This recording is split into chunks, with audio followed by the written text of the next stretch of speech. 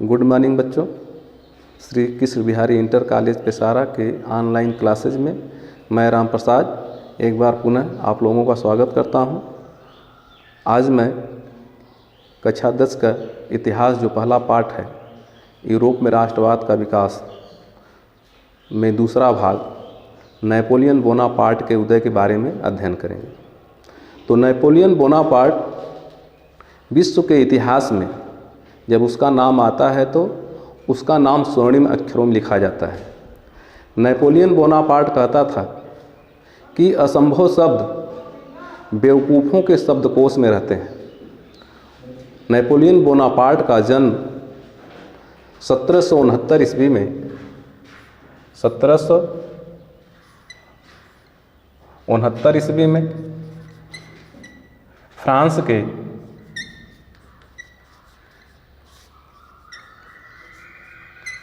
Corsica नामक नगर में हुआ था।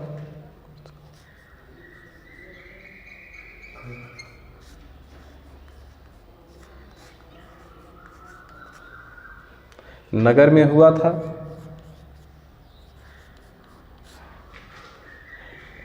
इसके पिता का नाम कार्लो बोनापार्ट,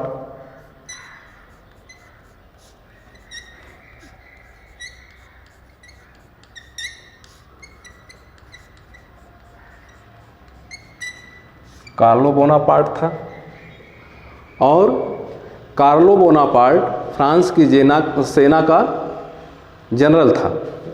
यह फ्रांस के मिलिट्री एकेडमिक विद्यालय में अध्ययन कर रहे थे जिस समय नेपोलियन बोनापार्ट। उस समय इनके पिता का देहांत हो जाता है। 2 वर्षीय कोर्स 1 वर्ष में पूरा करके यह फ्रांस की सेना में एक सैनिक के रूप में भर्ती हो जाते हैं। सैनिक के रूप में भर्ती होने के बाद नेपोलियन बोनापार्ट की योग्यता को देख करके, उसकी कुशलता को देख करके वहाँ का जो शासक था इन्हें सेनापति बना देता है। सेनापति बनने के बाद नेपोलियन बोनापार्ट यूरोप में लगभग 60 युद्ध किया। यूरोप में नेपोलियन बोनापार्ट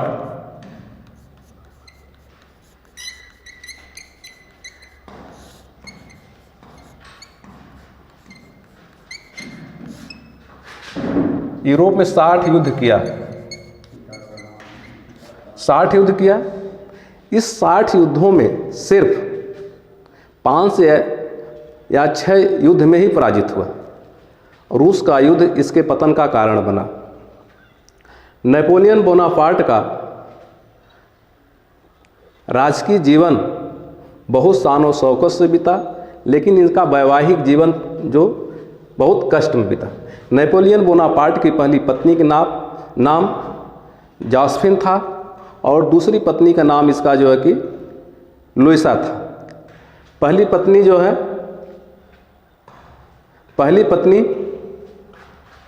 पत्नी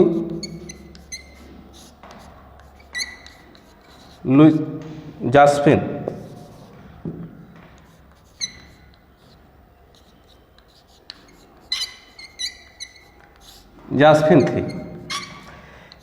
इसके पति का देहांत जो कि हो गया था, जो कि यह फ्रांस के ही सेना का सेनापति था। 1804 ईस्वी में जब नेपोलियन बोनापार्ट नेपोलियन संहिता का निर्माण किया और उस समय फ्रांस के सभी असलहों को, अस्त्र शस्त्र को एकत्रित जमा करा रहा था, उस समय उसमें एक 14 वर्षीय बालक अपनी तलवार को लिए कतार में खड़ा था और उसकी आंखों से बहुत आंसू गिर रहे थे। नेपोलियन बोनापार्ट ने देखा तो वह बालक रो रहा है और उससे रोने का कारण पूछा। तो वह बालक ने कहा कि यह तलवार मेरे पिता की आखिरी निशानी है, इसे आप भी जमा करा रहे हैं। तो नेपोलियन बोनापार्ट ने कहा कि ठीक है, अपनी तलवार को तुम अपने पास रखो। वह बालक चला जाता है। फिर दूसरे दिन जॉसेफिन नेपोलियन बोनापार्ट को बधाई देने के लिए आती है कि आपने जो हमारे बच्चों को तलवार रखने के लिए कहे उसके लिए मैं आपका धन्यवाद देती हूँ। नेपोलियन बोनापार्ट जॉसेफिन को देखा और उससे शादी करने का इरादा बनाया और शादी भी कर लिया। लेकिन नेपोलियन बोनापार्ट हमेशा युद्ध में ही लीन रहता था और जॉसेफिन जो है फ्रांस के एक आवारा चार्ल्स से जो कि प्रेम कर लेती है और जब नेपोलियन बोनापार्ट को पता चलता है तो वह जो है कि उसके साथ उसका विवाह भी कर देता है। इसके बाद यह दूसरी शादी जो है कि ऑस्ट्रिया की राजकुमारी मेरी लुइसा से करता है। ऑस्ट्रिया की राजकुमारी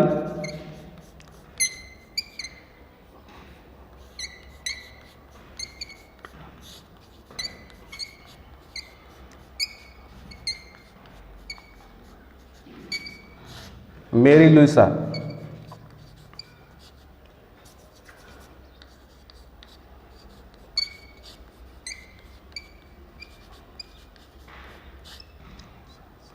मेरी लुइसा से करता है और दूसरी शादी करने के बाद नेपोलियन बोनापार्ट जो है कि पूरे फ्रांस के पूरे यूरोप के 30 कंट्रियों को जीत करके अपने साम्राज्य में सम्मिलित कर लिया था। कहा जाता है कि यूरोप में एक आल्प्स पर्वत था, उस पर्वत को पार करके कोई भी शासक जो कि उस पार नहीं जा पाया। यदि कोई जाने की कोशिश भी करता था तो उसकी सेनाएं मारी जाती थी या हतोत्साहित होकर के वह जो है कि वापस चली जाती थी। तो नेपोलियन बोनापार्ट जो है निश्चय किया कि मैं आल्प्स पर्वत को पार करके अपने साम्राज्य का विस्तार करूंगा। अपनी सेनाओं को लेकर के नेपोलियन बोनापार्ट उस आल्प्स पर्वत की ओर बढ़ा।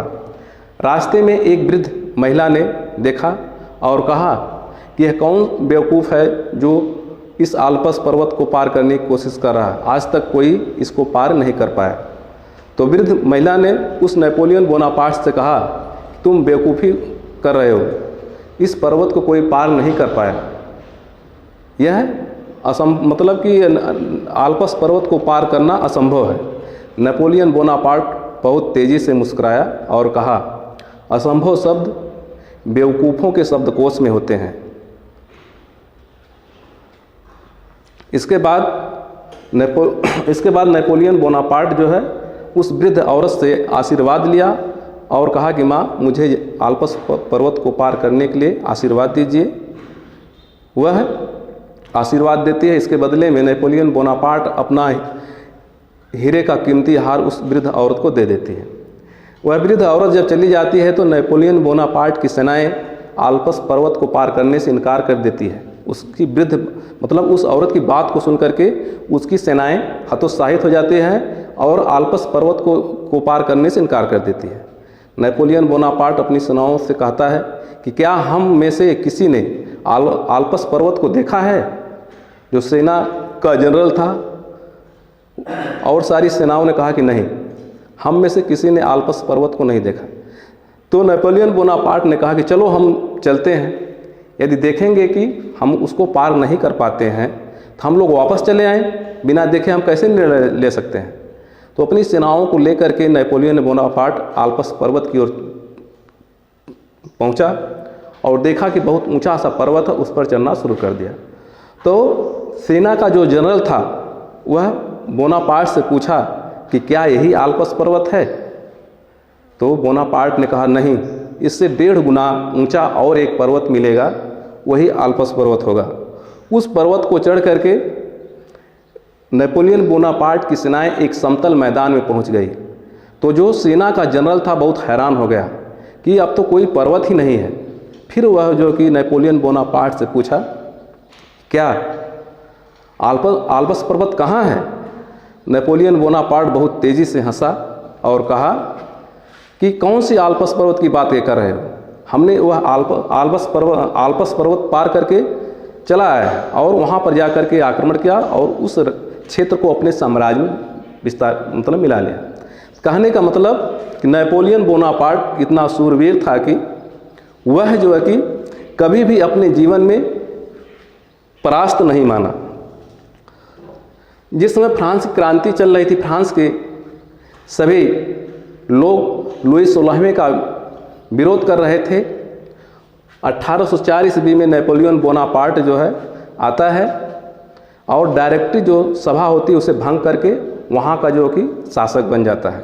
1804 ईस्वी में शासक बनने के बाद नेपोलियन बोनापार्ट बहुत से राज्य को अपने साम्राज्य में मिला लिया। इसके बाद जो इसकी पत्नी थी, दूसरी पत्नी मैरी लुइसा, क्योंकि नेपोलियन बोनापार्ट ऑस्ट्रिया पर आक्रमण करके इसके पिता को कई बार अपमानित किया था और इसके पिता ने मैरी लुइसा से षड्यंत्र के द्वारा वाटरलू के युद्ध में, जो 1815 ईस्वी में वाटरलू का युद्ध होता है,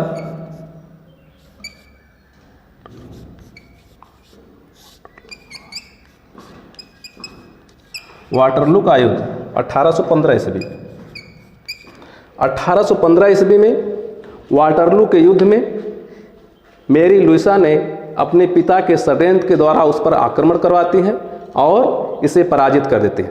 और इतना ही नहीं, ऑस्ट्रिया का जो शासक था मैरी लुइसा का पिता और इसके साथ साथ इटली, जर्मनी और अन्य स्टेट के शासक जो है कि मिल करके 1815 ईस्वी में वाटरलू के युद्ध में नेपोलियन बोनापार्ट को पराजित कर देते हैं और इसे कैद करके इंग्लैंड के सेंट हेलेना द्वीप में भेज देते हैं। और कहा जाता है कि 1821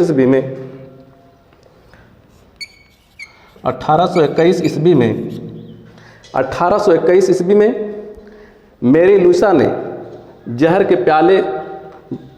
प्याला में जहर मिला करके उसे दे दिया, जिससे जो है कि नेपोलियन बोनापार्ट की मृत्यु हो गई।